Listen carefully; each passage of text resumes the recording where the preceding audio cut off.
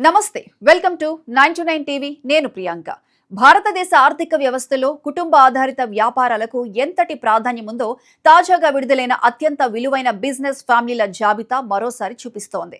ఈ జాబితాలో రిలయన్స్ అధినేత ముఖేష్ అంబానీ కుటుంబం అగ్రస్థానంలో నిలిచింది. 2025 Hurun India most valuable family business జాబితా ప్రకారం అంబానీ కుటుంబ వ్యాపారాల విలువ సుమారు 28.2 లక్షల కోట్లు. అంటే భారత జీడీపీలో దాదాపు 12వ వంతుకు సమానమైన స్థాయి. ముఖ్యంగా ఎనర్జీ రంగంతో ప్రారంభమైన రిలయన్స్ సామ్రాజ్యం ఇప్పుడు టెలికాం, డిజిటల్ సేవలు, రీటైల్ వంటి అనేక రంగాల్లో విస్తరించడం ఈ స్థాయికి ప్రధాన కారణం. ఈ జాబితాలో రెండో స్థానంలో కుమారమంగళం బిర్లా కుటుంబం ఉంది. ఆదిత్య బిర్లా గ్రూప్ విలువ సుమారు 6.5 లక్షల కోట్లు. గత ఏడాదితో పోలిస్తే ఈ విలువ దాదాపు 1.1 లక్షల కోట్లు పెరిగింది. మూడో స్థానంలో సజ్జన్ జిందాల్ కుటుంబం ఉంది. జేఎస్డబ్ల్యూ స్టీల్ తదితర వ్యాపారాలతో ఉన్న జిందాల్ కుటుంబం విలువ సుమారు 5.7 లక్షల కోట్లుగా నమోదైంది. అంటే అంబానీ కుటుంబం మొదటి స్థానంలో ఉండటమే కాదు, రెండో మూడో స్థానాల్లో ఉన్న కుటుంబాల విలువను కలిపిన అంబానీ కుటుంబ వ్యాపార సామ్రాజ్యానికి చాలా దూరంలోనే ఉంటాయి. ఇక నాలుగో స్థానంలో బజాజ్ కుటుంబం సుమారు 5.6 లక్షల కోట్ల విలువతో ఉంది. ఐదో స్థానంలో మహీంద్రా కుటుంబం 5.4 లక్షల కోట్లతో నిలిచింది. ఆరో స్థానంలో హెచ్సిఎల్ టెక్నాలజీస్ కు చెందిన నాదర్ కుటుంబం సుమారు 4.7 లక్షల కోట్లతో ఉంది. ఆ తర్వాత మురుగప్ప కుటుంబం 2.9 లక్షల కోట్లు, ప్రేమ్జీ కుటుంబం 2.8 లక్షల కోట్లతో ఉన్నాయి. తొమ్మిదో స్థానంలో అనిల్ అగర్వాల్ కుటుంబం సుమారు 2.6 లక్షల కోట్లతో తొలిసారి టాప్ 10 లోకి వచ్చింది.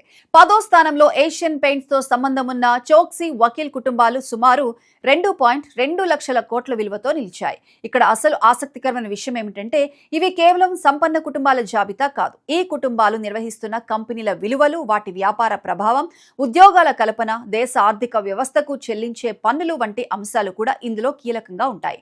2025 జాబితాలో ఉన్న 300 కుటుంబ వ్యాపారాల మొత్తం విలువ సుమారు 134 లక్షల కోట్లు. అంటే దాదాపు $1.6 ట్రిలియన్.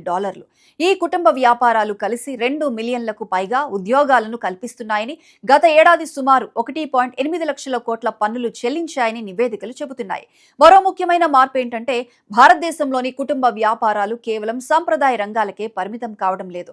ఒకప్పుడు కుటుంబ వ్యాపారం అంటే టెక్స్టైల్స్, స్టీల్, సిమెంట్, ట్రేడింగ్ వంటి రంగాలు ఎక్కువగా గుర్తుకొచ్చేవి. కానీ ఇప్పుడు telecom, digital technology, software, financial services, automobiles, retail వంటి ఆధునిక రంగాల్లోకి కూడా ఈ కుటుంబాలు భారీగా విస్తరించాయి. అందుకే ఎనర్జీ, ఫైనాన్షియల్ సర్వీసెస్, సాఫ్ట్వేర్ వంటి రంగాలు పెద్ద మొత్తంలో సంపద సృష్టిస్తున్న రంగాలుగా నిలిచాయి. అయితే ఈ జాబితాలో అంబానీ కుటుంబం ఆధిపత్యం ప్రత్యేకంగా గమనించాల్సిన అంశం.